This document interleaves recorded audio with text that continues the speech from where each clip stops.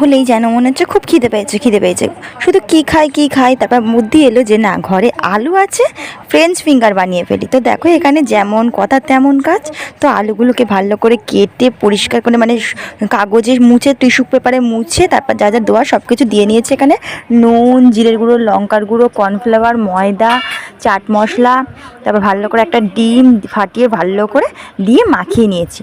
মাখিয়ে নিয়ে তারপর দেখো ওইদিকে কিন্তু আমি কড়াইতে তেল গরম করতে দিয়ে দিয়েছি, আর একে একে কিন্তু আমি এইগুলো ছেড়ে নিই। তার আগে বলো তো, আমার মতো কার কার এরম সন্ধেবেলা খিদে পায়? দেখো, এই দেখো গল্প করতে করতে কিন্তু আমার ফ্রেঞ্চ ফিঙ্গারগুলো সব ভাজাই হয়ে গেছে, আর এইখানে সবগুলো ভাজা হয়ে গেছে। এবার আমি কিন্তু ভালো করে চাট মশলা মাখিয়ে নিচ্ছি।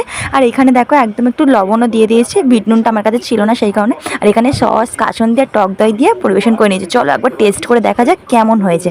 প্রথমে মাম্মামকে দেবো, মাম্মাম খেয়ে কীরকম রিয়াকশান দেয় সেটাই দেখা যাক। তো দেখো, ওর কিন্তু সস দিয়ে দিয়েছি বলে ভালোই লাগছে। এবার